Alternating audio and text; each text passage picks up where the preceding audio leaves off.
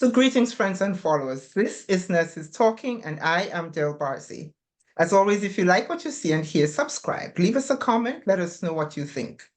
Here on Nurses Talking, we speak to nurses anywhere in the world and at any stage in their nursing journey. Today, I am very, very pleased to welcome Jen Calver out of Ontario, Canada. Jen is a registered practical nurse, and she's pursuing her PhD in health sciences, community, population, and public health at Ontario Tech University. She says her background is primarily in long-term care and with additional experience across various health and education settings, including public health, hospital, home care, and academic institutions. Currently, she works with the Registered Practical Nurses Association as a research coordinator and a graduate research assistant project manager at Ontario Tech University. And her doctoral research focuses on psychological health and safety retention factors in long-term care. So welcome, welcome, welcome, Jen. Thank you for having me here with you today, Dale. I'm very happy to be here, and I'm very thankful that you're to have be invited to this platform where nurses are invited to share their stories. So it's absolutely my pleasure, absolutely my pleasure.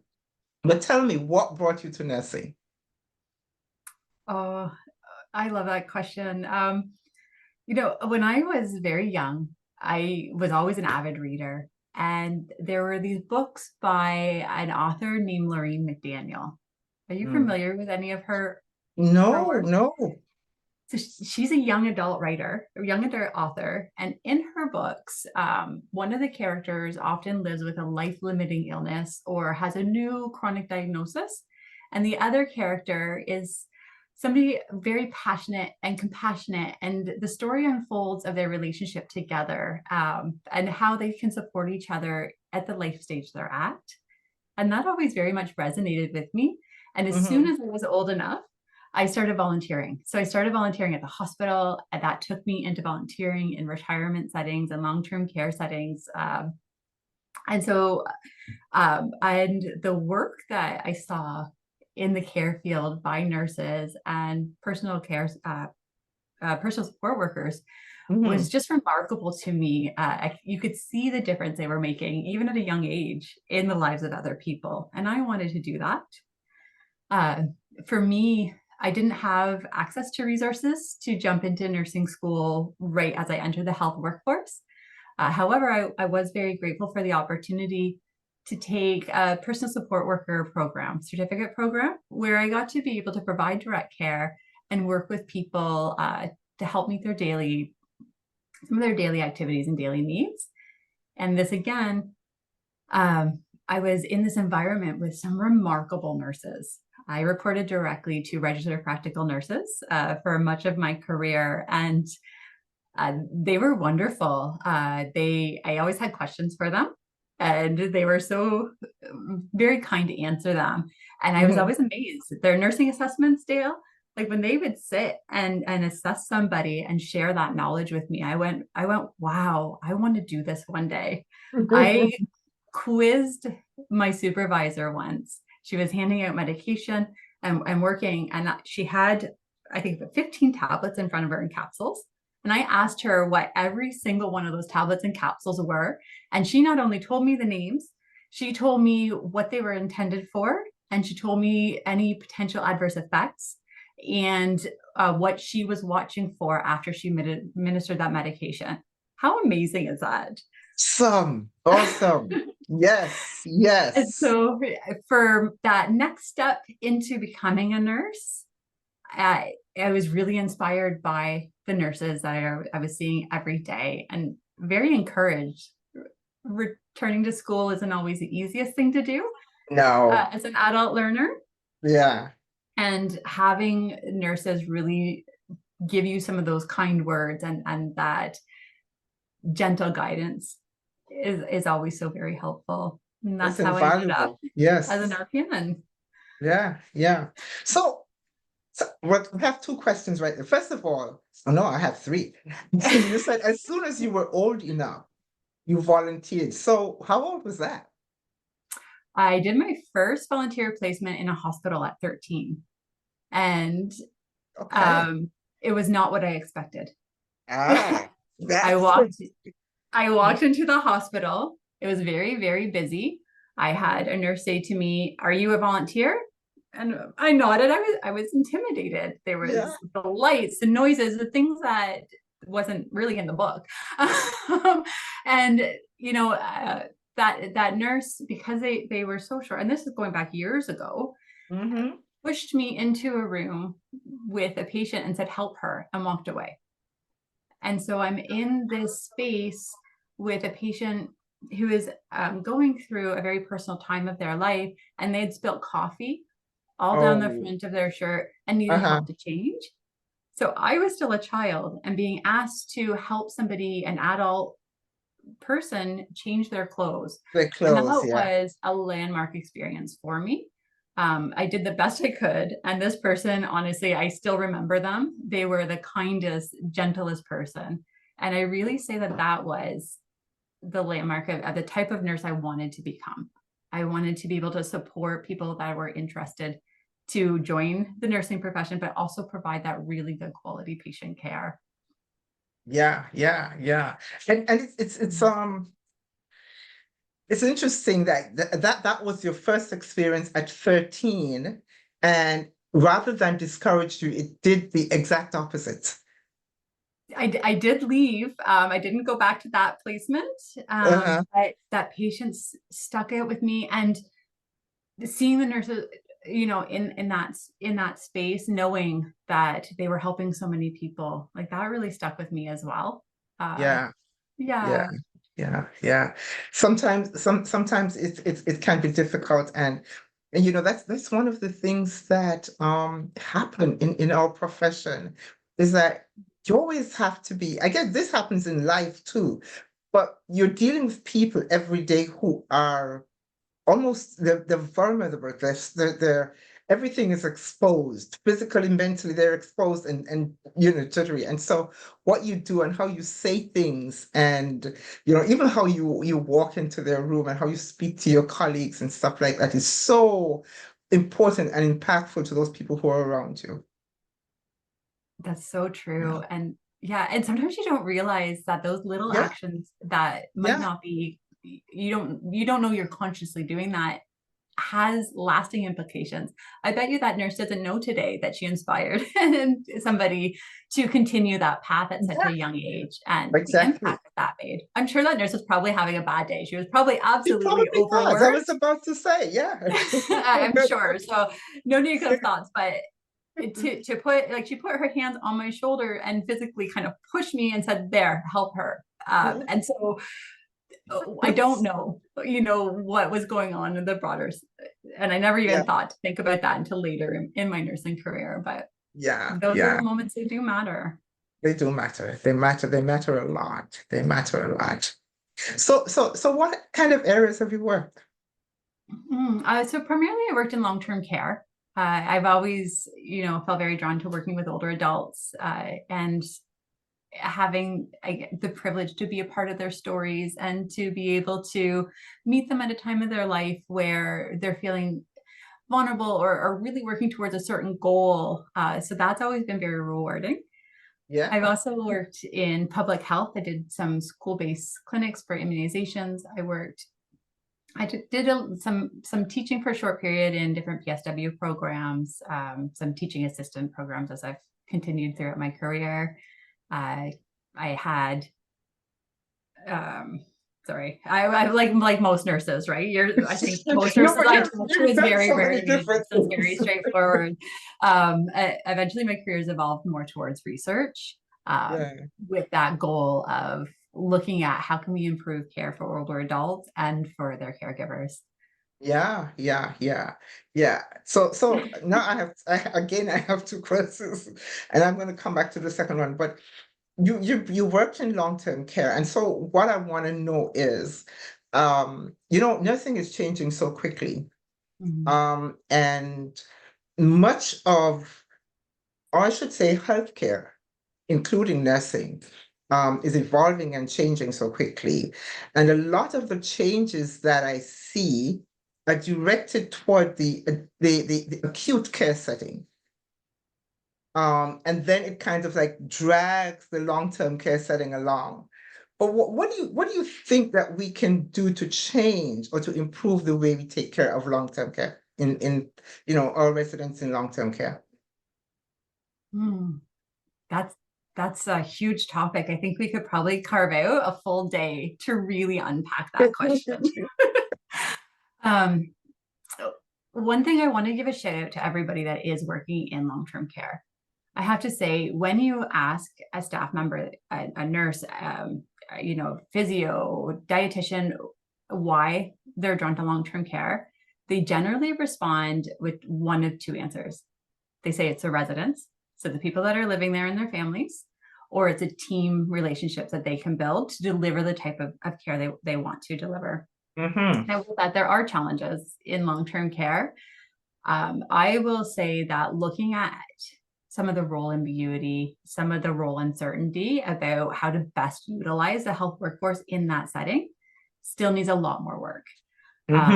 They have so many beautiful skills working in long-term care, a lot of knowledge. And so it would be great to see looking at how they can best optimize those roles so that the care is being delivered as the nurses or the physio that they're actually trained to do so. Yeah, and I'm glad you mentioned that there was a lot of knowledge in that area, because in general, that knowledge is generally kind of like undervalued. People in long-term care seem to be seen as more of custodial caregivers than actual important participants in somebody's care. Do you see that? Oh, that honestly, it breaks my heart. Yes, that misconception is strong. When I walk in to a class with people who are aspiring to work in healthcare, I like to ask them who wants to work with older adults in their career.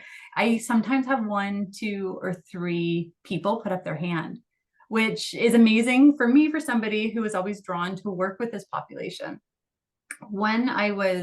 Because I already had experience in the health workforce, when I returned to nursing school, I was a person that went to every person and took every opportunity experience to learn. So if I had a chance to go to OR, emerge, ICU, day surgery, I went. I telemetry, like I experienced that firsthand.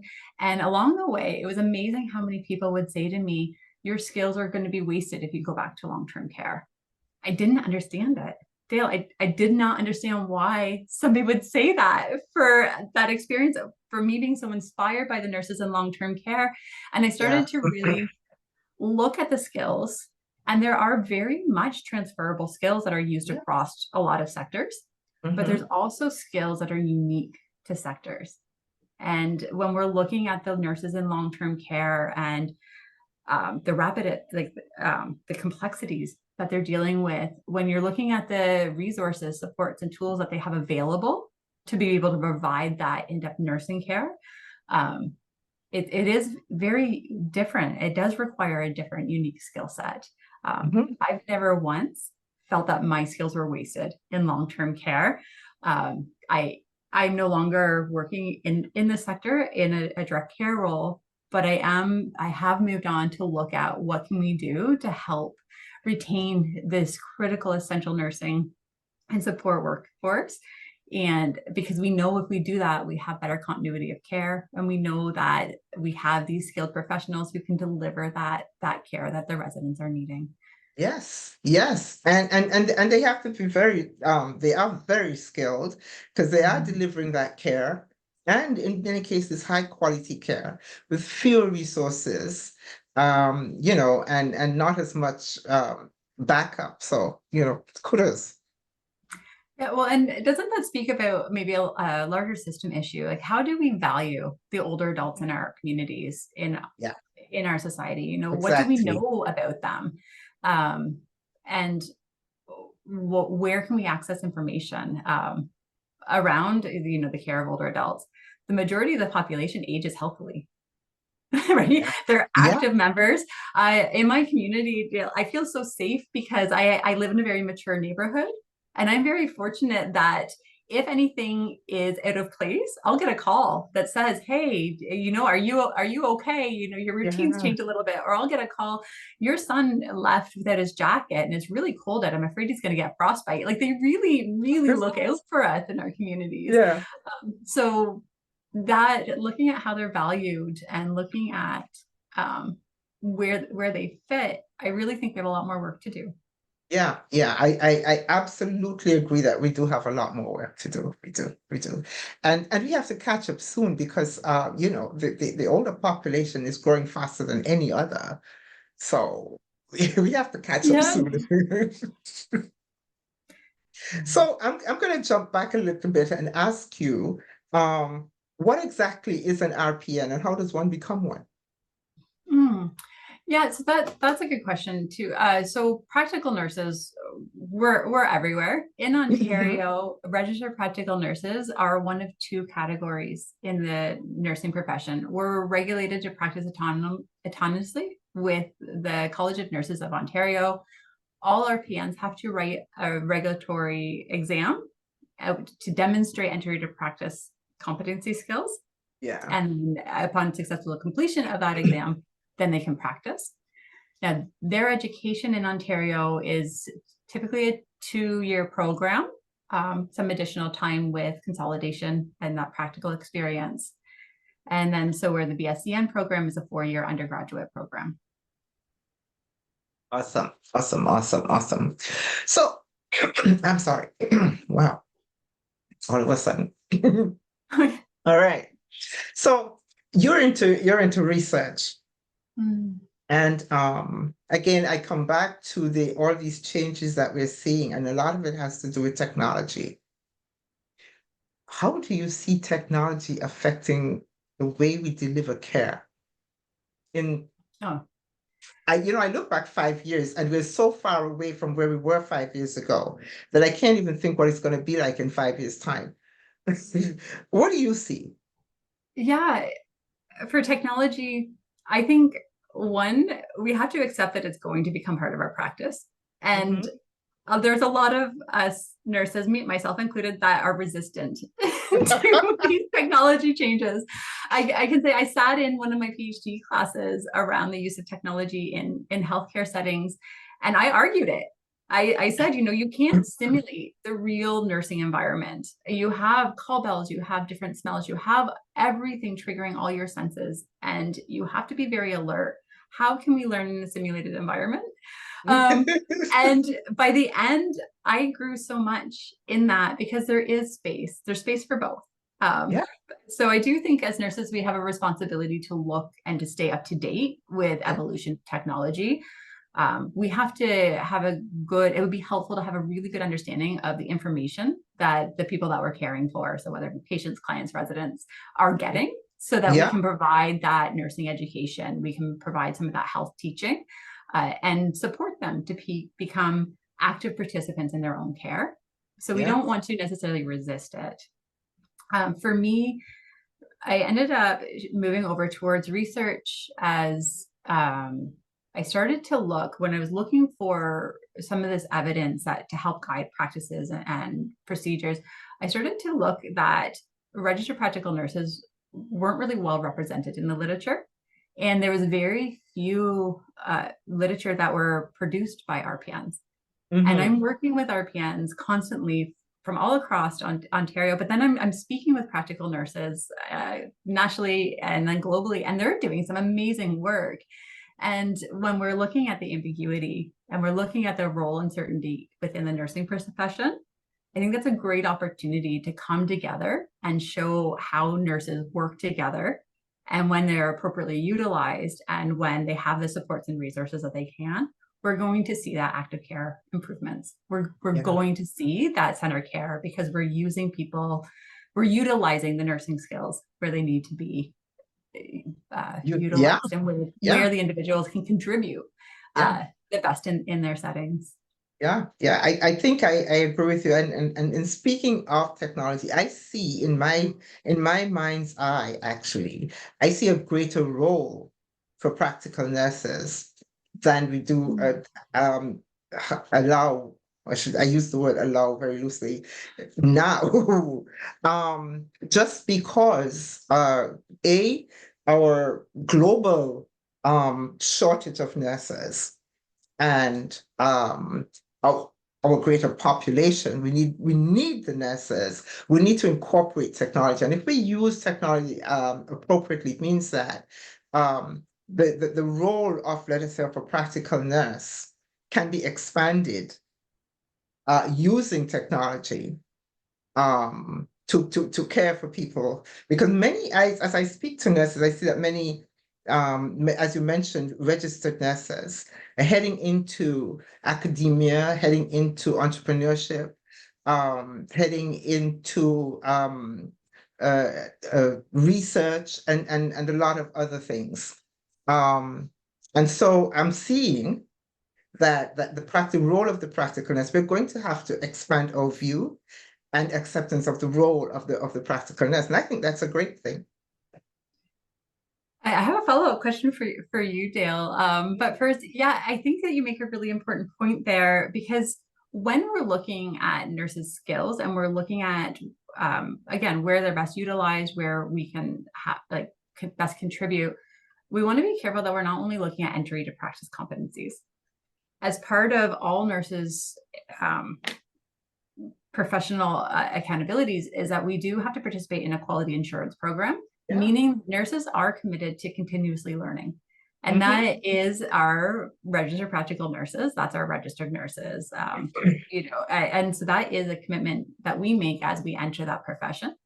And we have nurses that want to specialize in a certain area, and we want to give them space to do that.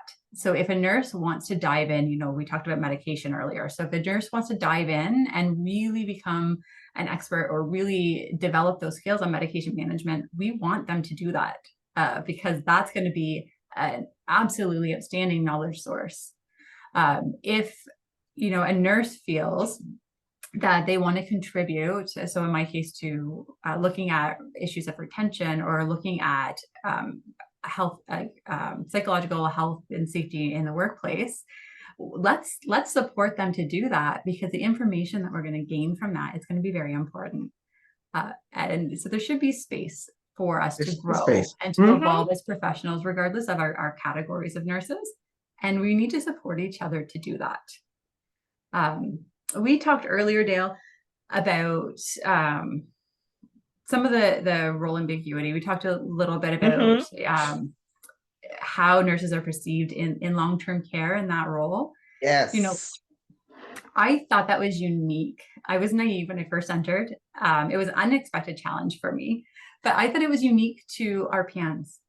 But the more nurses I speak to, in all categories, NPs, RNs, RPNs, I'm realizing that that's been a part of their story. Yeah. Is that they've had to explain what their nursing role is, or they've had to justify their right to be in a space. Yes, you're a real nurse when you are a mental health nurse. Yes, you're still a real nurse when you're working in long-term care. And it's just, we need that to shape the health of our communities. I had a question for you around your technology, if that's okay. Sure. I'm wondering how you define technology, or what pieces of technology speak to you. Ooh, that's a huge. Because when we're talking about registered practical nurses using technology, or registered nurse, and what that means. No. It's a big topic. Okay, so let me go back and tell you that I have been a nurse now for 50 years. So that means I have come from, and I became a nurse in the UK. I've come from the days of, I don't know if you remember the Cardex, maybe it was before your time, to, handwriting charts, to electronic medical records, to, things like a medication dispense like a Pyxis. And all of that for me is technology evolving, right? So when I speak of technology, I'm thinking of things like what we are doing right now. I could have been, or you could have been, educating me as a patient, resident, whatever, you could have been giving me, let us say, discharge instructions. Suppose I were in the hospital or in the ER and I'm being discharged. That could be outsourced to somebody sitting at home to give me those discharge instructions. So I'm thinking of technology in that way. I'm thinking of technology in a more practical way. I'm thinking of technology, as someone mentioned the other day, where a nurse is, has now a greater patient load because we're using screen time more, and says to a resident in her room, I'm going to do your blood pressure now. I need you to put your arm in the cuff, right? And a cuff that doesn't have to be manually put on, but can be put on and press a button and it inflates and all of that. So I'm thinking of that kind of technology. I'm thinking of technology where we're using AI to assist us with our documentation. So all of that, when I speak of technology, I'm thinking of all of those kinds of things. Absolutely. It's amazing to think, if we've been in nursing for a little while, that evolution in what we're seeing. Yes. Yeah, I went from tick charting as a PSW, right? And I had to use my green, red, and black pens depending on the shift I was working. Exactly. Yes. Yeah, and to learning. And when you watch the nobody likes change. Who likes change? Right? I think, don't they say on average it takes 6 weeks to adapt to one change? And when we think of what healthcare providers, You when don't we have think 6 about what weeks. nurses are facing every day and how rapidly they have to keep up to this change, I mean, it really speaks to our profession and how we're adapting and helping other people to adapt. We'll try and figure it out ourselves. Yes. Yeah, and so that needs to be built in when we're looking at some of these work processes and introducing new technology. We need to make sure we're giving the space for nurses to get comfortable with the introduction of that technology, because you're asking them to change their work habits. You're asking them to take their foundational training and shift it, right? And so that takes time, and they want to do that. Absolutely, if there's tools that will improve practice. And I think that speaks to all nurses. I don't think that that's category specific, but they need time to be able to adjust and adapt and to look at how and do these this critical thinking and appraisal. How is this improving my work area? Is it doing what it's supposed to do? Am I losing that value of the in-person touch when I'm asking the resident to put through a virtual means to ask them to put because am I missing the fact that I can no longer look at their emotional state? I can't see their feet. So maybe when they lean forward, they're having a pain in their leg that I can't tell because I'm not there in person. So are we missing some of those signs with technology? So it's just making sure that we're using the right tools in the right situations and growing and learning. And and it's happening so fast that it is now and is going to continue to be a bumpy road. It's a steep learning curve. Technology seems to be able to be rapidly advance a lot quicker than some of our human ethics pieces, like those nursing ethics that drives our profession. Nurses do have a very big responsibility to make sure that those technologies we are using are not surpassing those ethical considerations. That is a root of our foundation, because at the end of the day, we're here for the people that we're caring for. For people. We're here for people. Yes. We're here. Absolutely. Yeah. So, with all of this, and that contributes also to some of the things that we talk about today. We talk about the physical work and the emotional work, but all of this extra learning and all of that that some of us did not anticipate also contributes to a lot of what I'm hearing in terms of burnout. Right. So, which makes it imperative. If it were not before, we have to now speak of the fact that it is imperative that we take care of ourselves. So how do you take care of you? I have to say some days are better than others. I'm human. But yes, self-care is very, very important. I've learned, because I'm a person that I'm always going to be a lifelong learner. So I'm always going to be looking at my work that improves, the health of the population. I'm always going to be a mom. I'm always going to be, right? A lot of nurses are caregivers at work and at home. And at home. So I've learned boundary setting is really good. That if you generally can't do it, it's very important to be able to admit that and to be able to say that. For me, I preserve Friday nights for family time. We love food in our house. And so Friday nights, our family gets together and we do a lot of board games. Sometimes there's dancing, movies, and we cherish those one night a week where we can all come together with joy in mind, with happiness. Our doors open. Whoever comes in is now part of our family, and that's what we do. So I do reserve a time every week where I can fill my cup a little bit with those social pieces and that feel connected with my family. That's very important to me. The other part is I'm still an avid reader, and it's not very often that I won't carry a book with me, and I like to mix it. So I do enjoy my nonfiction when I'm reading theory or when I'm trying to build a certain nursing skill, absolutely. But I'll also always have a little nonfiction fantasy or historical romance or something that somebody else might go, what? I love it. And that helps fill my cup. I really understand that. And I was laughing, as a matter of fact, as you said that you're, having your book, and I wrote a book on my little notepad here, because you made me smile, because I remember, I still do it. And my children no longer comment on it.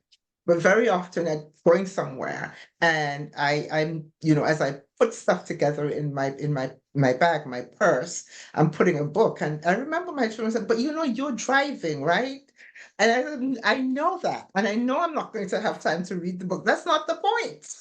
The point I have is similar conversations. I absolutely have similar conversations. Yeah, and I get teased because you pass a bookstore and you're like, oh, let's go see what's new, or let's go see what I haven't looked at before. Yeah, I fully understand that. Yeah, I think as humans, we can't lose that piece of ourselves that, when we're looking at our cup, what revitalizes it? That has to be considered. And we need to make space for that. And nurses aren't always good at that.